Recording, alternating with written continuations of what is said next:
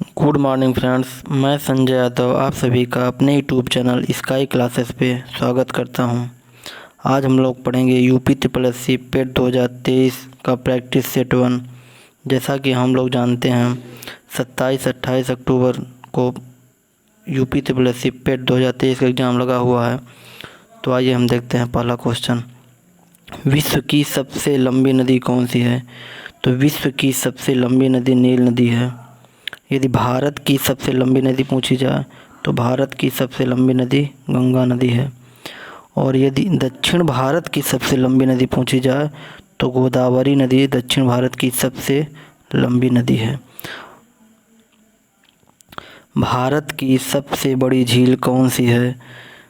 तो भारत की सबसे बड़ी झील चिल्का झील है, जो कि उड़ीसा में स्थित है।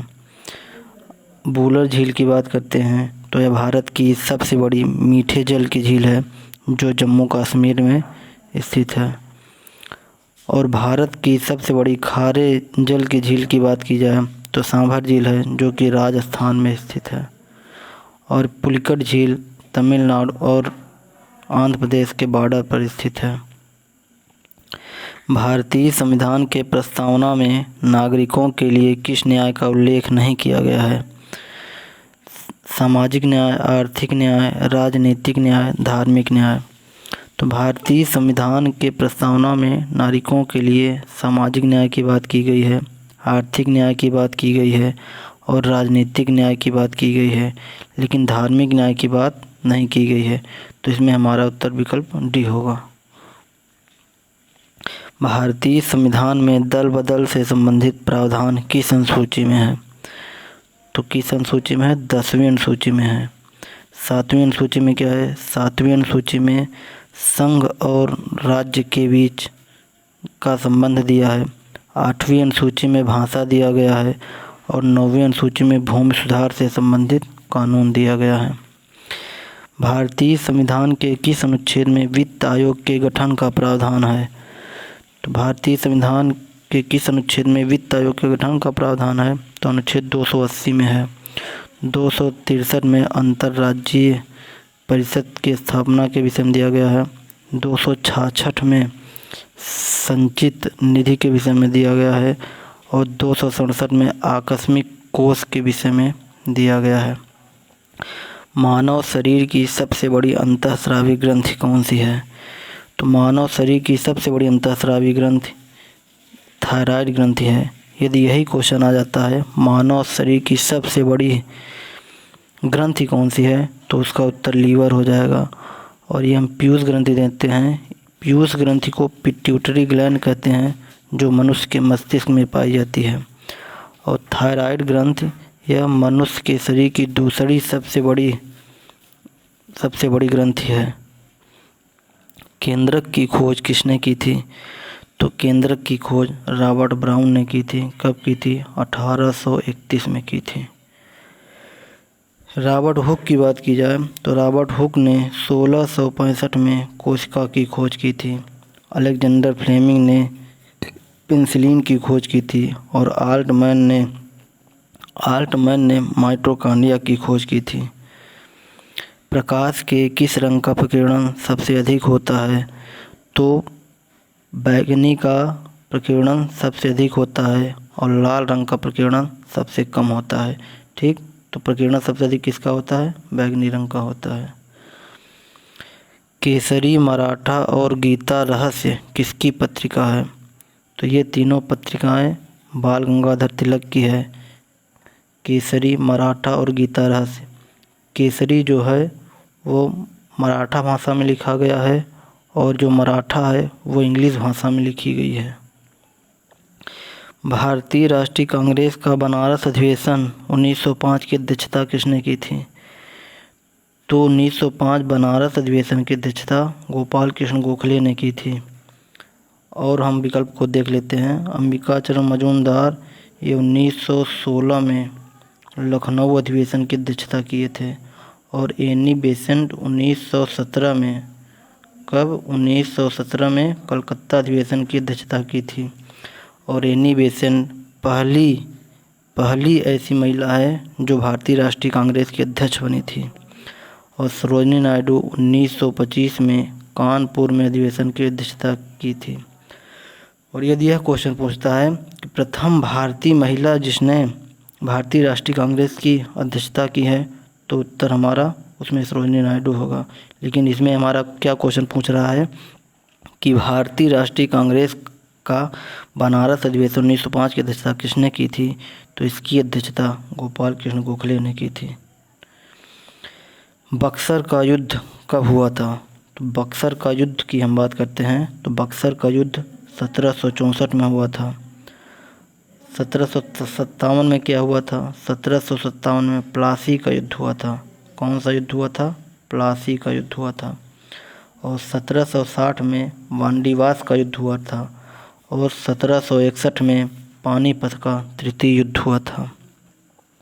दोस्तों, यदि मेरा वीडियो अच्छा लगा हो तो लाइक और सब्सक्राइब ज़रूर करें। तराइन का प्रथम युद्ध कब हुआ था, तो तराइन का प्रथम युद्ध 1191 में हुआ था। और तराइन का द्वितीय युद्ध 1192 में हुआ था। और 1526 में क्या हुआ था, 1526 में पानीपत का प्रथम युद्ध हुआ था। पानीपत का प्रथम युद्ध किसके किसके मध्य हुआ था, तो पानीपत का प्रथम युद्ध बाबर और इब्राहिम लोदी के मध्य हुआ था। और 1556 में पानीपत का द्वितीय युद्ध हुआ था, जो कि अकबर और हेमू के मध्य हुआ था। किसके मध्य हुआ था, अकबर और हेमू के मध्य हुआ था। ठीक, इसमें क्या आपको क्वेश्चन पूछ रहा है, तराइन का प्रथम युद्ध कब हुआ था, तो हुआ था 1191 में। और यह युद्ध मोहम्मद गौरी और पृथ्वीराज चौहान के मध्य हुआ था, जिसमें पृथ्वीराज चौहान ने मोहम्मद गौरी को पराजित किया था। और वहीं जो तराइन का द्वितीय युद्ध 1192 में हुआ था, तो उसमें मोहम्मद गौरी ने पृथ्वीराज चौहान को पराजित किया था। निम्न में से कौन आउटपुट डिवाइस है, कीबोर्ड, माउस, प्रिंटर, इनमें से सभी। तो आउटपुट डिवाइस कौन सी है, तो इसमें से आउटपुट डिवाइस प्रिंटर है। कीबोर्ड ये इनपुट डिवाइस है, माउस भी इनपुट डिवाइस है, प्रिंटर क्या है, आउटपुट डिवाइस है। श्वेत क्रांति की शुरुआत कब हुई थी, तो श्वेत क्रांति की शुरुआत 1970 में हुई थी। श्वेत क्रांति के जनक कौन है, श्वेत क्रांति के जनक वर्गीज कुरियन है। कौन है, वर्गीज कुरियन है। यह केरल के रहने वाले थे। कहाँ के रहने वाले थे, केरल के रहने वाले थे। 1973 में क्या हुआ था, 1973 में प्रोजेक्ट टाइगर की शुरुआत हुई थी। ठीक, 1965 में क्या हुआ था, 14 जनवरी 1965 को FCI की स्थापना हुई थी।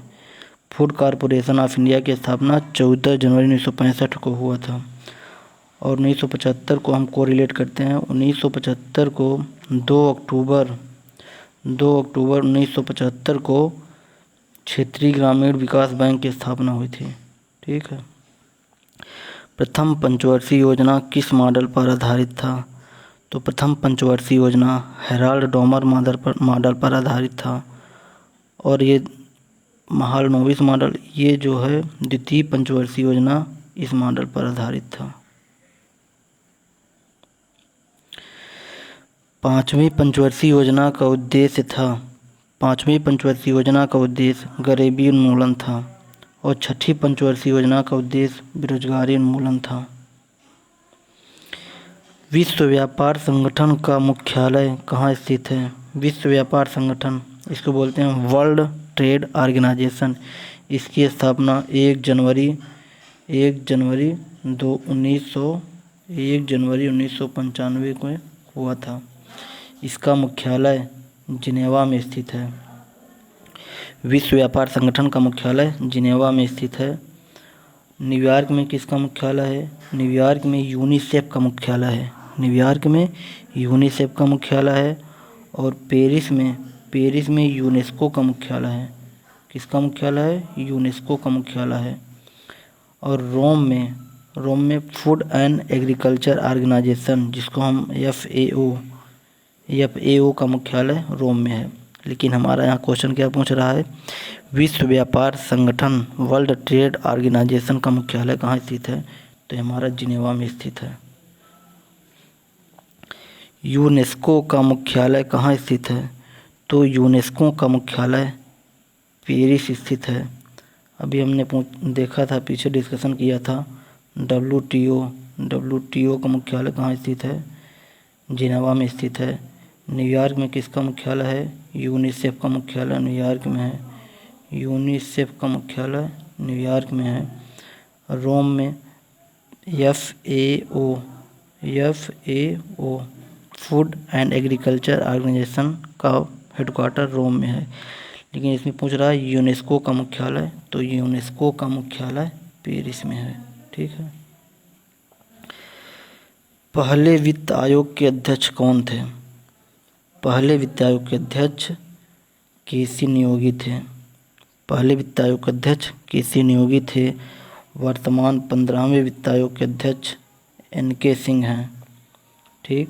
और KM खुसरो 11वें वित्त आयोग के अध्यक्ष थे। और ये जो YV रेड्डी हैं, ये 14वें वित्त आयोग के अध्यक्ष थे। नीति आयोग की स्थापना कब हुई थी? नीति आयोग की स्थापना 1 जनवरी 2015 को हुआ था। यह नीति आयोग योजना आयोग के स्थान पर आया था। योजना आयोग के स्थान पर ही नीति आयोग की स्थापना हुई। योजना आयोग की स्थापना कब हुई थी? 15 मार्च 1950 को हुआ था। लेकिन 1 जनवरी 2015 को इस योजना आयोग के स्थान पर ही नीति आयोग की स्थापना की गई थी। नीति आयोग की स्थापना कब की गई? 1 जनवरी 2015 को। वर्तमान में उत्तर प्रदेश किसके उत्पादन में प्रथम स्थान है? प्रथम स्थान नहीं है। देखिए इस बात को ध्यान दीजिएगा कि उत्तर प्रदेश में किसके उत्पादन में प्रथम स्थान नहीं है, यहाँ पूछ रहा है। तो हम लोग जानते हैं गेहूं के उत्पादन में उत्तर प्रदेश प्रथम स्थान है। आलू के उत्पादन में भी उत्तर प्रदेश प्रथम स्थान है। गेहूं के उत्पादन में भी प्रथम स्थान है। लेकिन अभी इस समय उत्तर प्रदेश दूध के उत्पादन में पीछे है। राजस्थान प्रथम स्थान पर है। वर्तमान समय में दूध उत्पादन में राजस्थान प्रथम स्थान है। इसलिए इसमें उत्तर प्रदेश, इसका आंसर दूध होगा, क्योंकि उत्तर प्रदेश दूध के उत्पादन में प्रथम स्थान नहीं है। दूध के उत्पादन में प्रथम स्थान वर्तमान समय में राजस्थान है। उत्तर प्रदेश में किस जिले का लिंगानुपात सबसे अधिक है? यहाँ अधिक लिखा हुआ है। उत्तर प्रदेश में किस जिले का लिंगानुपात सबसे अधिक है? तो जौनपुर का लिंगानुपात सबसे अधिक है। उसके बाद आजमगढ़ का है, उसके बाद देवरिया का है, उसके बाद पीलीभीत का है, प्रतापगढ़ का है।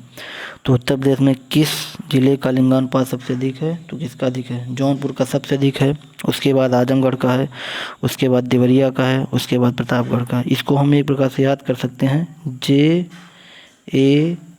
JADP। सबसे अधिक लिंगानुपात जौनपुर में है, उसके बाद आजमगढ़ में है, उसके बाद देवरिया में है, उसके बाद प्रतापगढ़ में है। उत्तर प्रदेश के किस जिले में सबसे अधिक जनसंख्या है? हम यहाँ पर जनसंख्या की बात कर रहे हैं। उत्तर प्रदेश के किस जिले में सबसे अधिक जनसंख्या है? तो प्रयागराज में सबसे अधिक जनसंख्या है। उत्तर प्रदेश के किस जिले में सबसे अधिक जनसंख्या है? तो प्रयागराज में सबसे अधिक जनसंख्या है। राजस्थान का खिचड़ी किसके लिए प्रसिद्ध है? राजस्थान में खिचड़ी एक स्थान है, वो किसके लिए प्रसिद्ध है? तो वो तांबा के लिए प्रसिद्ध है। भारतीय दाल अनुसंधान संस्थान कहाँ स्थित है? तो भारतीय दाल अनुसंधान संस्थान यह उत्तर प्रदेश के कानपुर में स्थित है। कहाँ स्थित है? भारतीय दाल अनुसंधान संस्थान उत्तर प्रदेश के कानपुर में स्थित है। भारतीय चारा अनुसंधान संस्थान कहाँ स्थित है? तो ये हमारा झांसी में स्थित है। कहाँ स्थित है? झांसी में। भारतीय चारा अनुसंधान संस्थान ये कहाँ स्थित है? झांसी में स्थित है। दोस्तों, यदि मेरा वीडियो आप लोगों को पसंद आया है तो लाइक और सब्सक्राइब ज़रूर करें। Thanks for watching my video. धन्यवाद।